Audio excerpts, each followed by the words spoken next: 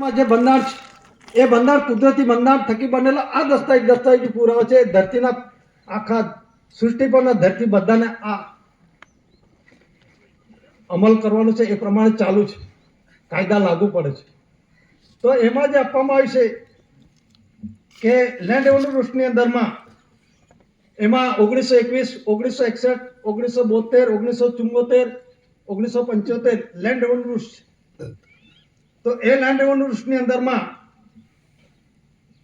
આમાં જે લખવામાં આવેલું છે એમાં જે લખવામાં આવ્યું છે, orders differ from rules in that they do not bind or affect public but the revenue officer only. So they do not require the formality of prior publication.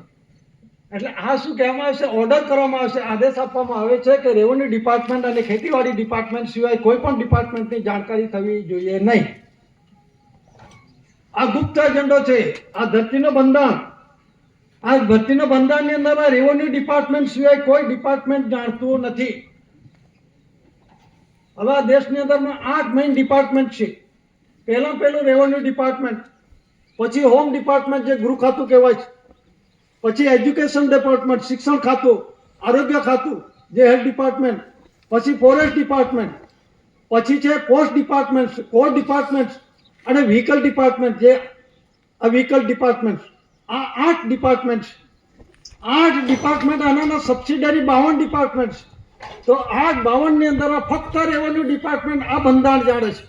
એ સિવાય 52 ડિપાર્ટમેન્ટના કોઈ પણ અધિકારી પદાધિકારી જાણતા જ નથી. એટલે રેવન્યુની અંદરમાં કોઈ પણ પ્રકારનો કોઈ ફોરેસ્ટ ડિપાર્ટમેન્ટનો હોય કે કોઈ પણ ડિપાર્ટમેન્ટ હોય, રેવન્યુ ડિપાર્ટમેન્ટ સિવાય કોઈ પ્રકારના આ ધરતીના બંધારણનું કોઈને જ્ઞાન છે જ નથી. આના ગુપ્ત રાખેલો છે એજન્ડો. આ ધરતીના બંધારણની અંદરમાં ગુપ્તતા રાખવામાં આવી છે, જાહેર નહીં કરવો ઓર્ડર કરવામાં આવે છે, આદેશ કરવામાં આવેલો છે. લેન્ડ રેવન્યુ રૂલ્સના બંધારણ મુજબ આ જે રેવન્યુનું છે કોન્સ્ટિટ્યુશન બંધારણ છે એ ગુપ્ત રાખવાનો, એવું પબ્લિકેશન નહીં કરવું જગ જાહેર છે. શા માટે? ઘણા કહે છે કે આ ફોરેસ્ટ ડિપાર્ટમેન્ટની જમીન છે, આ મારી જમીન છે, પેલા કહે કે આ જમીન છે. અત્યારે બિહારમાં શું થયેલું છે, પેલા વેચવા છે બધા માલિક થઈ ગયેલા છે. 1020 એકર 1 રૂપિયાના ટોકનમાં આપી દીધેલો છે. એના બાપની પેઢી હોય એવું સમજે છે. આ બંધારણનું જ્ઞાન છે કે કોઈનો? અને બધું વેચવા બેઠા છે.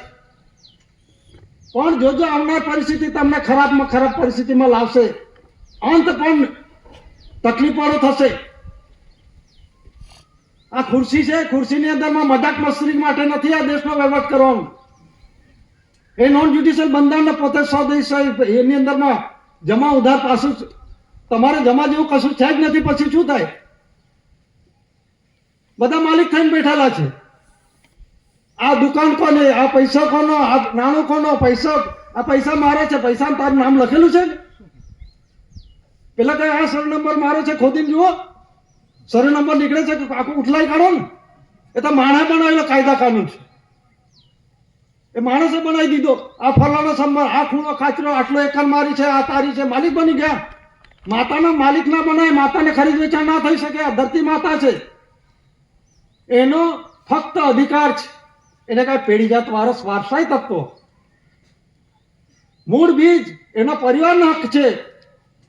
પેલા તોતેર ડબલ કહે છે ને, એના ફક્ત લોહીના પરિવારને એને જ લાગે. હવે એ પણ ધંધા ચાલુ કરી દીધા. કોણે? રાજ્ય સરકારના ઠરાઈ ઠરા પર.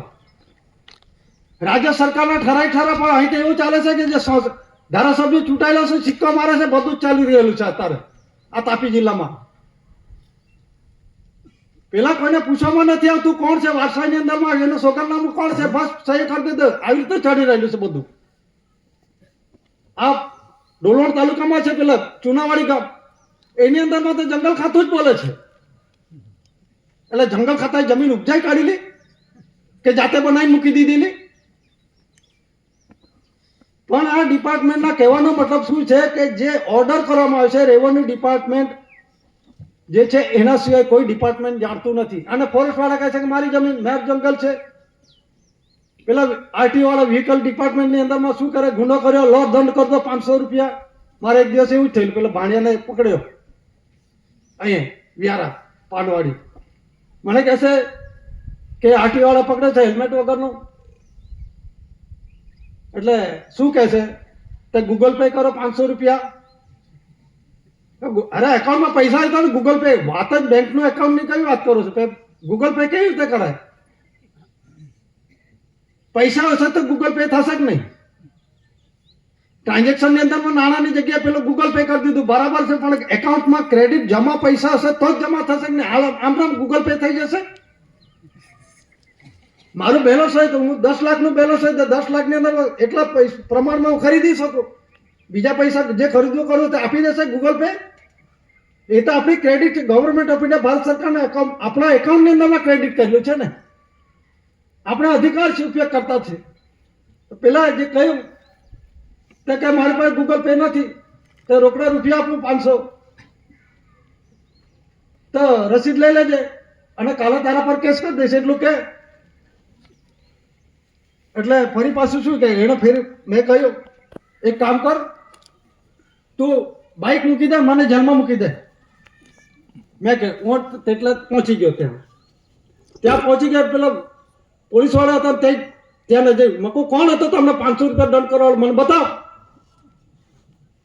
એ પેલો પાણી પીએ છે તે, એટલે ત્યાં પાછો ગયો, ત્યાં બોલ્યો નહીં હકે, એટલે થોડીક થઈને આપણું સિમ્બોલ એ જ જોઈ લીધો, દાદા વાળો છે એમ. એ સિમ્બોલ જોયો અને પછી આગળ નીકળ્યો.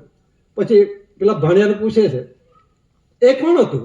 એ તો કન્સિલેશન સમિતિ સમિતિ હતી એમ, ગવર્મેન્ટ ઓફ ઇન્ડિયા ભારત સરકારની. તો કયા ગામનો ભાઈ? કશો જ્યાં જતો રહે જતો રહે. એટલે આપણે કોઈની જોડે ખુમારી નથી કરવાનું, પણ વસ્તુ શું છે, આપણે ગુનો સરકારનો કરે તો સરકારનો ગુનો કરે તો સરકારના ખાતામાં જમા કરો ને.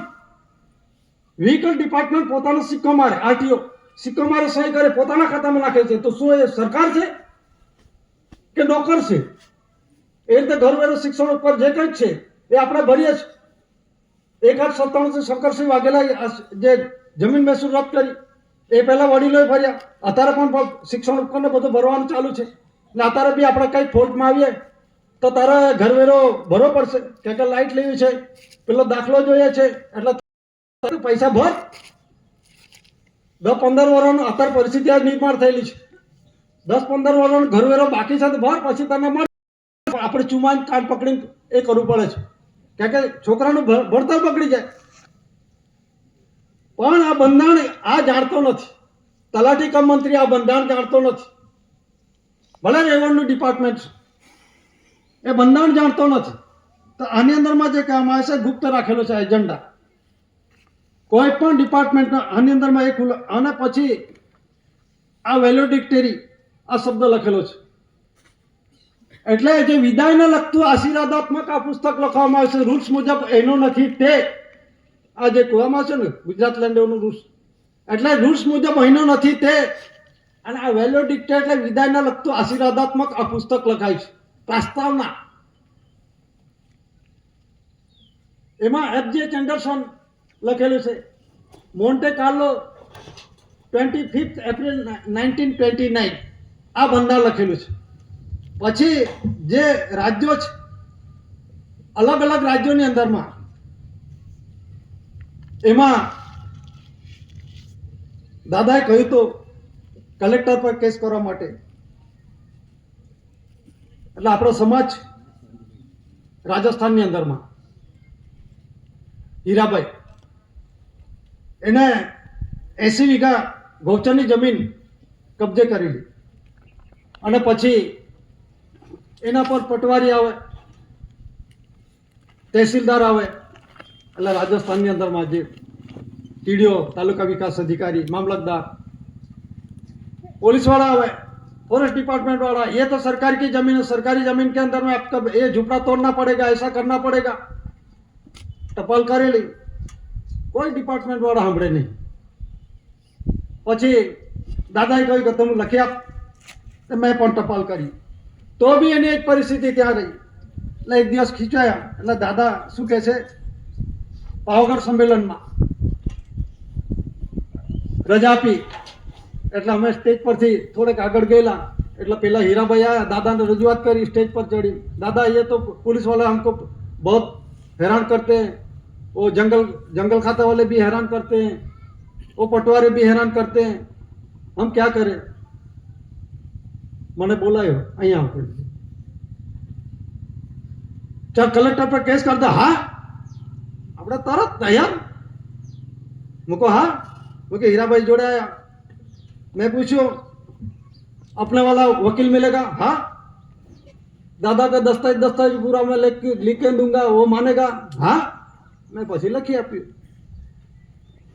કલેક્ટર પર, પછી જંગલ ખાતાવાળા પર અને જે મામલતદાર પર, એ 5 જણા પર કેસ કર્યો। तो पेला वकील शू कहे छे? केस तो कर्यो, लखीने तो आप्यो, पण एने खबर ना पड़े वकील ने। तो वकीले फोन कर्यो એટલે પેલા ઓફિસની અંદર માં ગયા ને બધું ખુલાસા માટે ગયા। આ બધું land revenue, Gujarat land revenue મૂકેલો પાના બધા। એટલે પેલા જોયા તો આ તો ગુજરાતમાં લાગે, રાજસ્થાનમાં ના લાગે। એટલે પેલા ફોન કર્યો કે આ તો ગુજરાત પહેલા રાજા રજવાડા शासन कर रहे थे, यहाँ राजस्थान सरकार की राजाओं का दिया था, वो राजस्थान सरकार की जमीन है, गुजरात सरकार की जमीन है, गुजरात सरकार का कायदा नहीं लागू होता। मैं પછી એને કહ્યું जरा 8 कॉपीज में જોઈ લો, આ શબ્દ છે બીજા દરેક આ સ્ટેટ રાજ્ય છે, એ કેન્દ્રએ જે રાજ્યોને છે जे कर्ज अदा करवा माटे, कयु कर्ज अदा करने के वास्ते ये बांट दिए है। आनो अर्थ भी समझी लेजो। राजस्थान से, महाराष्ट्र से, गुजरात से, मध्य प्रदेश से, बिहार से, यूपी से, जे हरियाणा, आ बधा देशों राज्यों से, तो राज्यों ने एरिया विस्तार अंदर में जे चूंटाईने जे सरकार चाले छे, लोकोथी लोको वाले लोकोनो इलेक्शन थकी जे चूंटायेली सरकार चाले छे, बेठेलू छे, ए अंडरलाइन करे छे। तो आ एरिया विस्तारनी अंदरमां जे कंई आत्महत्या, धातुधन संपत्ति जे कंई थाय एनो हिसाब आपवानो छे। ए कोने आपवानो छे? केंद्रने। ने केंद्रे कोने आपवानो छे? भारत सरकारने। एटले कर्ज अदा करने के वास्ते, एटले कयुं कर्ज? आ आत्महत्या जे कंई उपयोग करी रहेला छे, आ कोळसो जे मट्टी छे, जे कंई होय छे, सोनू चांदी जे कंई कट मटेरियल छे, उत्पन्न उत्पत्ति हट मटेरियल जे कंई यूज करी रह्या छे, कोण यूज करे छे? 14 भाषावाळा। एने कर्ज अदा करवानुं छे, ए केंद्રની જવાબદારી છે ને કેન્દ્ર ગવર્નમેન્ટ ઓફ ઇન્ડિયા ભારત સરકારને એનો આપવાનું છે। એ કેન્દ્ર સરકાર સંસ્થા છે, રાજ્ય સરકાર સંસ્થા છે, આ બધી સંસ્થાઓ છે। જ્યારે ગવર્નમેન્ટ ઓફ ઇન્ડિયા ભારત સરકાર એ ડિક્લેરેશન છે અને પરસેપ્ટિબલ એવિડન્સ છે, એ માલિક છે અને પ્રસિદ્ધિ પૂરું કરી છે અને ડિક્લેરેશન છે અને એનો આપણે આ સંમેલનના દસ્તાવેજમાં આપેલું છે। એસી કોર કેસીસી ભારત સરકાર, એડ્રેસ છે કટાસવાણ તાલુકા પોસ્ટ વિહાર ડિસ્ટ્રિક્ટ સુરત। તો આ જે એમાં 8 કોપી શબ્દ લખેલો છે, એમાં જે લખવામાં આવ્યું છે 8 copies of all such notification are to be sent to the government of revenue and in bracket C home department 28 of 8 September 1905 and 4 copies to the India offset. Earlier rules were in notification Act 7368 rupees of 6 December 1881 જે negotiable instrument act ની વાત કરે છે 1881। આ બધા negotiable વટાફટ આ બધા કાયદા કાનૂન લાગુ પડે છે, આ બંધારણની અંદરમાં આવેલું છે। And under the act of 1865 in PP 669 ET Square Bombay Government Gazette of 31st October 1878। આનો અર્થ એવો થાય કે આ જે ગવર્મેન્ટને જે છે ઓફિસ, ગવર્મેન્ટ ઓફ ઇન્ડિયાને જે ડિપાર્ટમેન્ટના રેવન્યુ એન્ડ એગ્રીકલ્ચર એટલે જે ખેતીવાડી ડિપાર્ટમેન્ટના છે, હોમ ડિપાર્ટમેન્ટ લેટર નંબર 2891 અને 8 સપ્ટેમ્બર 1905 ની અંદરમાં જે સરકારની ઓફિસ છે, જે રેવન્યુ ડિપાર્ટમેન્ટનો છે, એને મોકલી આપવામાં આવી છે। આટલા બધા જ એના અંડરટેકિંગમાં આવે છે। એવું નથી કે મારું આ ગુજરાત છે, મારું છે, એ વસ્તુ છોડી દેજો। એ દેવદાર સંસ્થા છે, હજુ કહું છું, રાજ્ય સરકાર સંસ્થા છે, કેન્દ્ર સરકાર સંસ્થા છે, અને સંસ્થાની મુદત પૂરી થઈ ગઈ છે 4/2/1969. પણ આપણા વાળા શું છે, ઝંડો ઊંચો કરીને હમ તમારે સાથ હે, તુમ આગે બોલો, પેલો પાછળ હશે ને આપણા વાળો બરાબર પાડશે. અને એ જ આપણને પેલો થપ્પો મારેલો છે ને, એ જ આપણને હેરાન કરી રહેલું છે. હજુ સમજી નથી શક્યા આપણે, એટલા માટે આપણને તકલીફ ભોગવી પડી રહી છે, ચાલુ છે, અને બધાને જ પડશે.